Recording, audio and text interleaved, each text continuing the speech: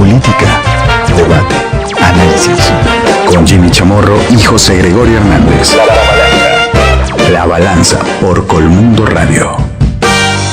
Hablando de la justificación del fuero militar, se ha dicho en todo el mundo realmente que no es lo mismo juzgar a un militar respecto a una operación de esa naturaleza desde el escritorio del civil y a posteriori que juzgarlo por parte de alguien que tiene conocimiento de cómo funcionan los cuerpos armados y de cuáles son los riesgos a que se enfrenta en el ejercicio de su función un militar.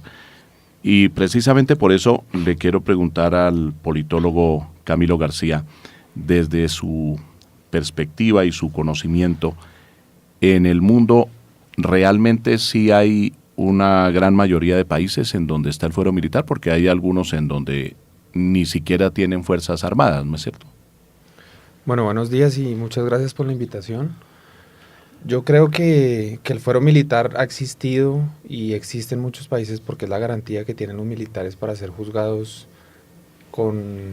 digamos, con el rigor que se merecen las fuerzas, porque al tener un objeto diferente al resto de la sociedad, pues por lo mismo tienen que ser juzgados de manera distinta. Lo que yo creo que deben entender acá los colombianos es que, pues primero que hay mucha desinformación sobre el tema y por eso se puede llegar a juzgar el fuero militar y no se entiende en realidad cuál es el alcance que Colombia, en un país que ha estado en guerra y que ha tenido muchos problemas con la delincuencia, es necesario que tenga un fuero militar. Hay países que sin estar en guerra tienen un fuero militar que protege y le da garantías a los militares. ¿Y usted considera que entonces, hoy por hoy, ya que estamos en el programa La Balanza, la situación para los militares está completamente desbalanceada en la Administración de Justicia? Yo considero que sí, yo considero que las Fuerzas Armadas, siendo una de las instituciones más reconocidas a nivel nacional, en la justicia está siendo atacada por todos los frentes y por eso es necesario el fuero militar. Y además de la desinformación que se presenta en los medios de comunicación para que la gente conozca para qué, por qué y cómo se debe dar el fuero militar, creo que sí las fuerzas militares están siendo atacadas desde la justicia como lo presenta el señor almirante. Yo tengo inquietudes para usted, doctor José Gregorio, y para el propio almirante Moreno. Tiene que ver con esa discusión que se ha dado y se ha dado de muchos años sobre los delitos en combate y fuera de combate. Yo creo que lo que ha generado todo este problema y la situación en que se han encontrado, y así lo han dicho los miembros de la fuerza pública, ha sido la manera como se ha interpretado la normatividad. El problema, a mi juicio, está en las interpretaciones. Y se han hecho unas interpretaciones en materia penal y en materia disciplinaria que han llevado a lo que señala el almirante, a que en muchos casos se ha presumido la culpabilidad y se ha llevado a la justicia ordinaria lo que debería haber sido de la justicia penal militar. ¿Está de acuerdo, almirante, en eso? Yo estoy de acuerdo con usted, doctor Hernández. Inclusive usted hace mención a lo que se hizo el año anterior con el acto legislativo número 2 del año 2012, donde se amplía los artículos de la Constitución, tanto el 116 como el 152, y se regula también sobre el 221. Ahí se dice inclusive que en ningún caso la justicia penal militar, que es la que obra en este caso, conocerá de los crímenes que sean de lesa humanidad o de cualquier tipo de delito que no tenga relación directa con el servicio, que no sea cometido dentro del servicio. Llegó inclusive a mencionar los delitos, pero causó confusión porque en el texto original, en el actual, está perfectamente claro, y de ese texto no se puede deducir que, por ejemplo, un crimen de lesa humanidad vaya a la justicia penal militar, con la norma actualmente vigente y la que estaba vigente antes del acto legislativo. Pero a renglón seguido, después de que hacen la enunciación de los delitos que no están comprendidos dentro del fuero militar, hablan, por ejemplo, de la violencia carnal, de los crímenes de lesa humanidad, en fin. A renglón seguido dice que sin embargo va a la justicia penal militar lo que se refiere a violaciones del derecho internacional humanitario. Y entonces esa frase causó mucha confusión porque no faltaron quienes dijeron, entonces los falsos positivos se van para la justicia penal militar. Y a mi juicio, pues eso no resultaba del texto, si se leía en su primera parte, pero podía resultar de la segunda parte. Entonces, habríamos tenido que entrar en una serie de interpretaciones, las más complejas, después de entrar a regir ese acto legislativo.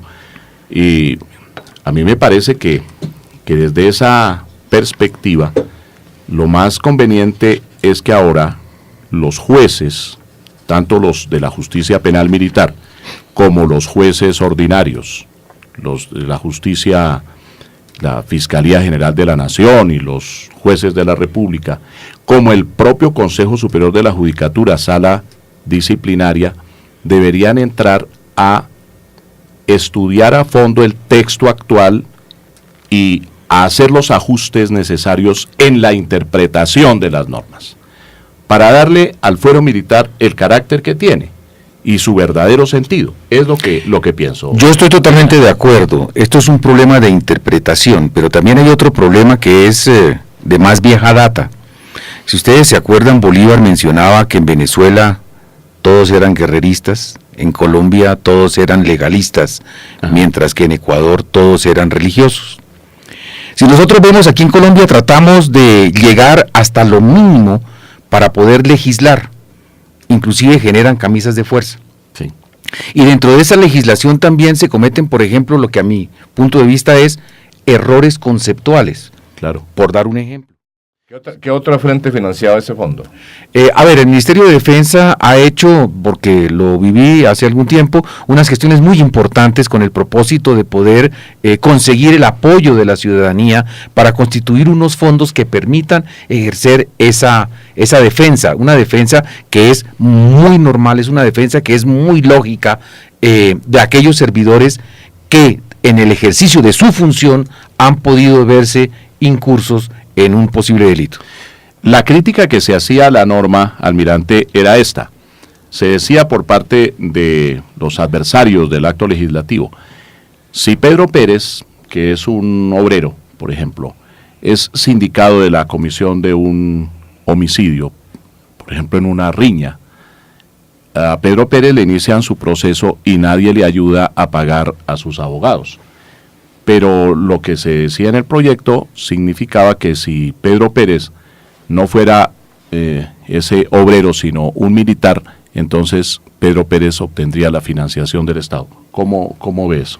A ver, el Estado, que es el que está representando a la sociedad, es el que tiene que defender a quienes están defendiendo a la sociedad, que están colocando ese pecho, que están entregando hasta su propia vida. Mire, ayer yo dictaba una conferencia muy interesante que tuve el honor de que me invitaran en la Escuela Militar de Cadetes. Estuvimos hablando aproximadamente 2 horas sobre la importancia de la reserva militar activa. Y hablábamos particularmente de que esta profesión de las armas es una profesión sublime, con todo lo que esto conlleva. Que yo sepa, desde el punto de vista de la sociología, y ustedes que conocen eso porque lo han tenido que estudiar, yo no conozco otra profesión que sea considerada como sublime, porque ¿quién más va a entregar su vida por otros que ni siquiera conoce? ¿Quién más va a entregar su vida o va a ofrecer su propia vida por mantener la democracia y la estabilidad de un Estado, de un país, de una nación, de esa patria que nosotros defendemos? Eso es lo que la hace sublime. Entonces, ese soldado de tierra, mar y aire tiene que ser defendido en su actuación cuando busca precisamente el mantenimiento de esa patria, de esa nación, porque él la está representando. Pero vuelvo y digo lo que comenté hace un momento. Si tiene unas actividades que no tienen relación con su servicio, pues sería exactamente igual que ese señor Pedro Pérez que el doctor Hernández acaba de mencionar, porque él tiene que defenderse de lo que él cometió, porque no lo cometió en representación del Estado y de la nación que defiende. Sería únicamente para aquellos casos en que está incluido dentro del fuero militar. Totalmente de acuerdo. En que es en ejercicio, en servicio activo y en relación con el mismo servicio. Totalmente de acuerdo. No lo que él haga en su vida privada. Sí. Su vida privada sigue siendo el mismo señor Pedro Pérez, que es el albañil que usted nos estaba mencionando. Que mencionaba. Señores, se nos acabó el tiempo. Sí. Qué lástima. Quedan pero muchas ahí cosas está. pendientes, ¿no? Pero Permanentemente claridad invitado. sobre muchas cosas, ¿no? Sí, porque ha sido un diálogo muy constructivo, almirante, y se lo agradecemos infinitamente. Doctor Hernández, muchísimas gracias. Víctor J., qué amabilidad la de ustedes. Gracias. Estamos a su entera disposición. Hoy estuvimos en La Balanza con el almirante David René Moreno Moreno. Él es el presidente del Cuerpo de Generales y Almirante de la Reserva Activa de las Fuerzas Militares, y su asistente, su asesor, Camilo García, politólogo javeriano. Dentro de 8 días volveremos con un invitado de la misma altura. Muchas gracias. Se cierran los micrófonos en La Balanza. Los esperamos el próximo domingo para debatir los hechos que son noticia en el país.